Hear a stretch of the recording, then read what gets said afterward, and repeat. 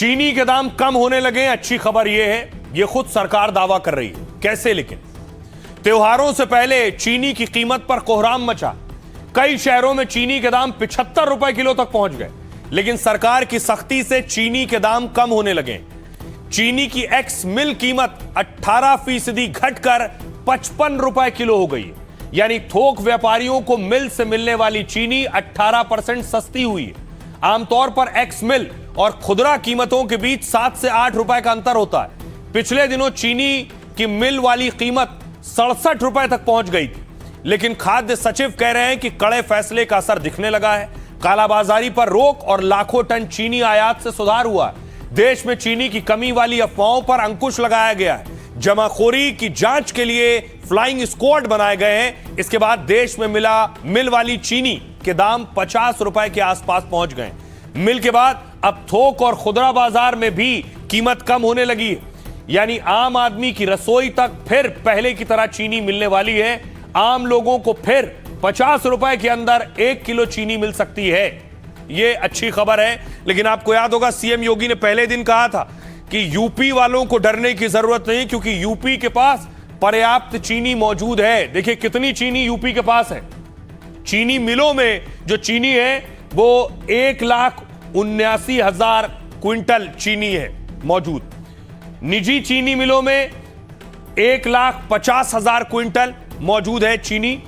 सहकारी चीनी मिलों में 23 लाख क्विंटल मौजूद है चीनी, और निगम चीनी मिलों में 5 लाख क्विंटल, यानी 179 लाख, 150 लाख क्विंटल, 23 लाख क्विंटल और 5 लाख क्विंटल, ये चीनी मिलों में यूपी की चीनी मौजूद है। यानी योगी ने कहा था कि चीनी की कोई किल्लत नहीं होगी, अब चीनी के दाम कम होने शुरू होंगे। सुनिए सीएम योगी क्या कह रहे हैं। चीनी की क्राइसिस की चर्चा की चल रही है, लेकिन यूपी में चीनी की कमी नहीं। यूपी की एक महीने की कुल खपत है 4 लाख टन, हमारे पास मौजूद है 28 लाख टन, यानी आप अनुमान करिए 7 महीने की चीनी हमारे पास मौजूद है। और हम 15 अक्टूबर से फिर चीनी मिल चालू करेंगे तो 90 लाख टन, यानी 900 लाख कुंटल चीनी का फिर से प्रोडक्शन अपनी चीनी मिलों के माध्यम से कर देंगे। यानी इतने बड़े पैमाने पर सामर्थ्य यूपी के पास है। 2007 से 17 के बीच में तत्कालीन समाजवादी पार्टी और बहुजन समाज पार्टी ने 29 चीनी मिलों को बंद किया था। 21 चीनी मिलों को औने पौने दाम में बेच दिया था। ये तत्कालीन सरकारें करती थी, चीनी मिलों को बंद करती थी। और आज 122 चीनी मिलें हम चला रहे हैं। 42 रुपए से 70 रुपए हो गई। अब क्या कहेगी सरकार? गन्ने किसान को पैसा नहीं मिलता, उसका पेमेंट फंसा रहता है। 5-5 साल पैसे नहीं बढ़ाते गन्ने पर, खाद के पैसे बढ़ा दोगे, लागत मूल्य निकलता नहीं, आम आदमी की जेब से कटता है। चीनी महंगी हो, प्याज महंगा हो, तो उनको क्या लेना देना। कहीं ऐसा ना हो फाइनेंस मिनिस्टर कहते मैं तो डायबिटीज पेशेंट हूं, मैं तो शुगर ही नहीं खाती हूं, तो मुझे नहीं पता शुगर के प्राइसेस क्या है। दुख इस बात का होता है कि जनता त्रस्त है, उनकी इनकम नहीं बढ़ रही है, उनके रोजगार के माध्यम नहीं बढ़ रहे हैं, उनकी क्वालिटी ऑफ लाइफ नहीं बेटर हो रही है, पर महंगाई लगातार बढ़ रही है जो उनके जेब पे चोट पहुंचाता है, पर उसकी चर्चा कोई नहीं कर रहा है। अरे पहले चीनी के दाम तो कम करें, सरसों के तेल के दाम करें, दवा के दाल के दाम कम करें। और बनारस क्योटो बना रहे थे, क्योटो, घरों में पानी घुस गया, रविंद्रपुरी में घुस गया, बीएचयू के अंदर। विपक्ष सवाल उठा रहा है सीएम योगी पर कि चीनी के दाम बढ़ रहे हैं, रोजगार है नहीं, लोगों के पास रोजगार नहीं है, कमाई नहीं है, तो कैसे खरीदेंगे। तो सीएम योगी ने आज रोजगार बांटा है। यह तस्वीर देखिए जरा, योगी सेल्फी ले रहे हैं उनके साथ, उन युवाओं के साथ जिन्हें आज नियुक्ति पत्र दिया है, नौकरी की चिट्ठी सौंपी है।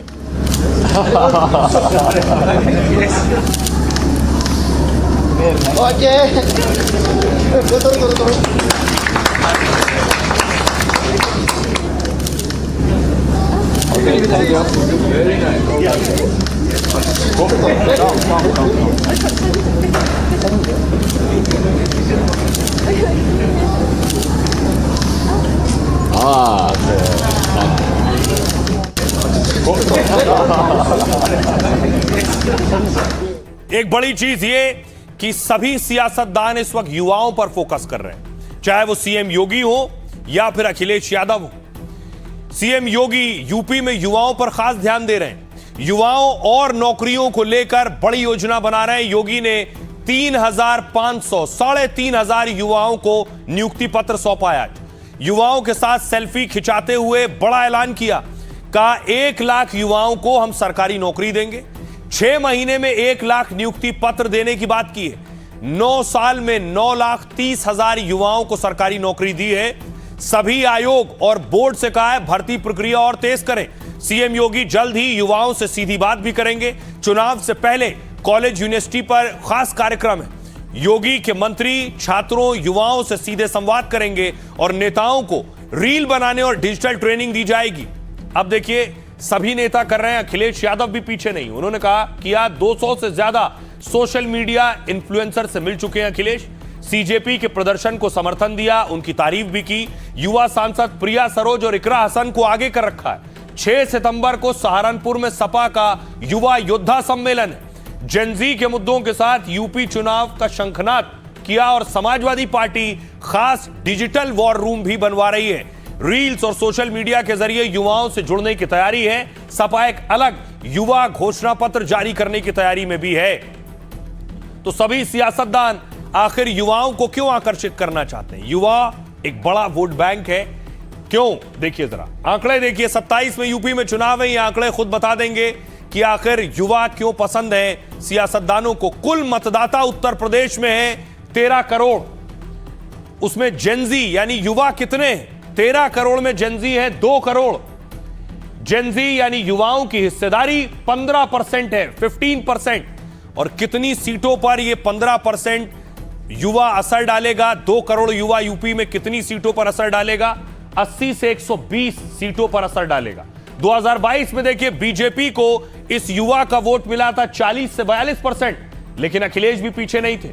सपा को 37 से 39% वोट मिला था। यानी इस बार यह युवा बड़ी भूमिका में होने वाला है। चुनाव जिता भी सकता है और चुनाव हरा भी सकता है। सुनिए जरा क्या कह रहे हैं सीएम योगी।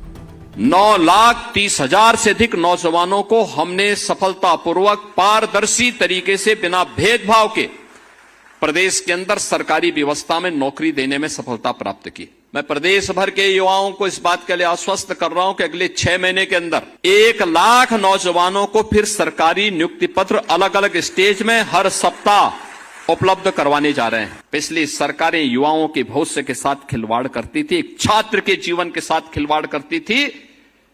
नौकरी बंदर बांट करके पैसे के बल पर देती थी, बिना किसी लेन देन के, बिना किसी सिफारिश के, बिना किसी पैसे लेन देन के।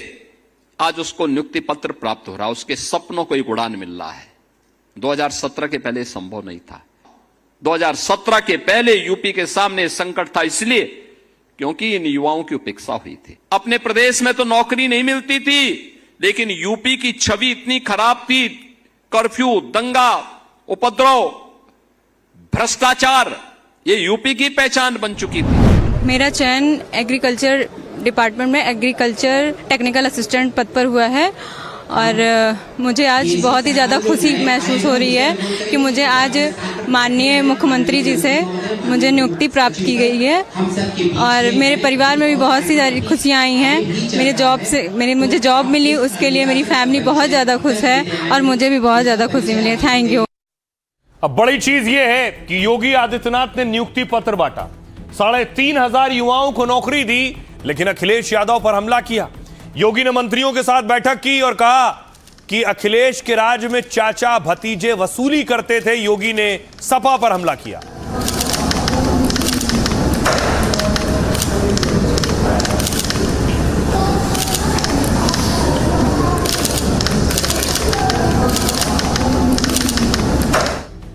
अब देखिए, सीएम योगी का अटैक अखिलेश यादव पर था।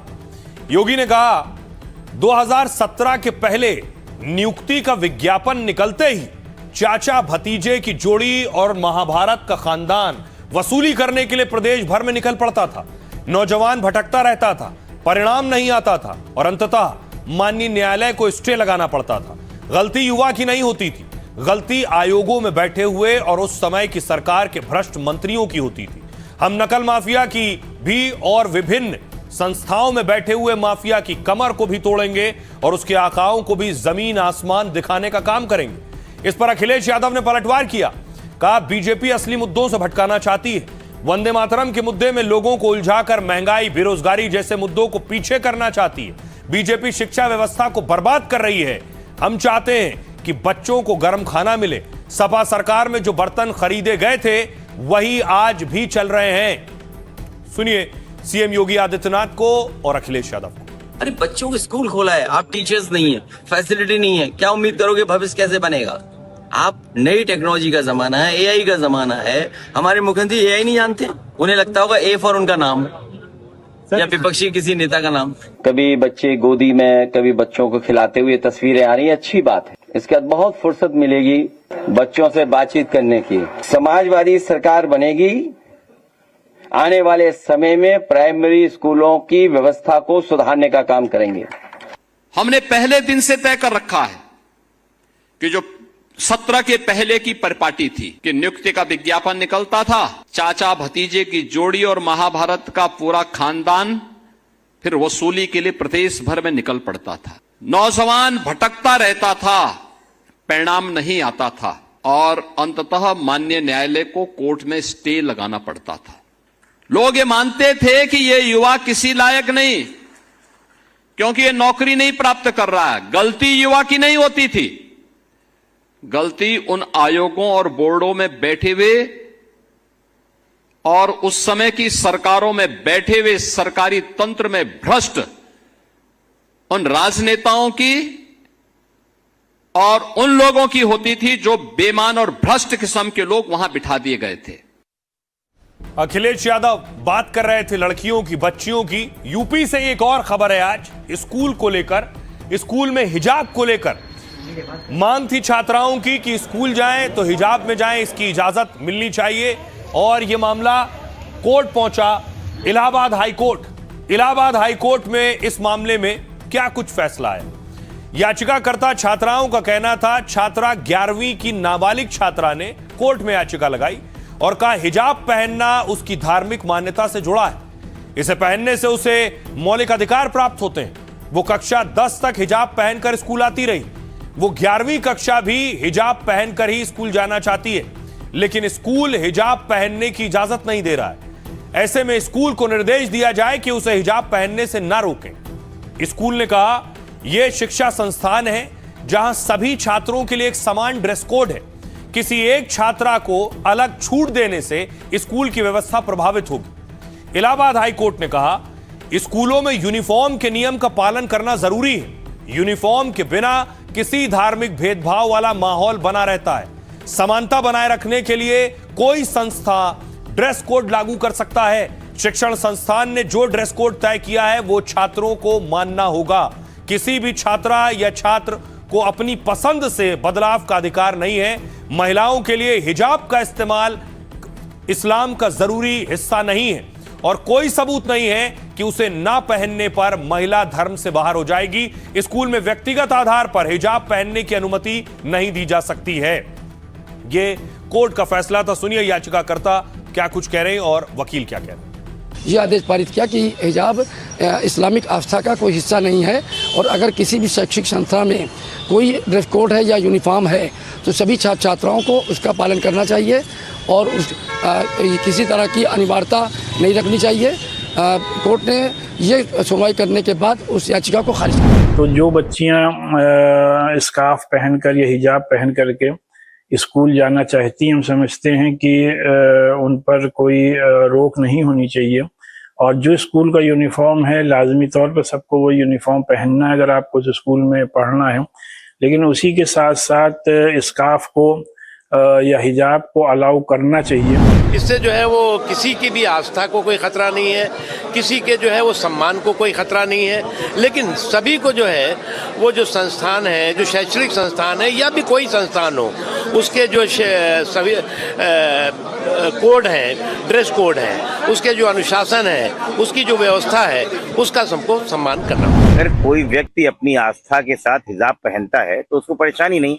अगर ये परेशानी है तो आज से ये घोषित कीजिए कि कोई भी दूसरे धर्म का आदमी क्राइस्ट का वो एम्बलम नहीं पहनेगा, कोई कड़ा नहीं बांधेगा, कोई हाथ में कलावा नहीं बांधेगा, कोई अपने हाथ में त्रिशूल का वो नहीं पहनेगा। तो ये सब पे लागू कीजिए ना। देखिए, जो हाई कोर्ट का फैसला स्वागत योग्य है। शिक्षा के मंदिर में एक ही क्लास में हिंदू का अलग, इस्लाम का अलग, क्रिश्चियन का अलग, बाइबिल का अलग, अगर बच्चे अपना अपना ड्रेस पहन के आवे तो फिर ये भारत की जो नागरिकता है, जो संविधान कहता है, उस पर कुठाराघात होगा।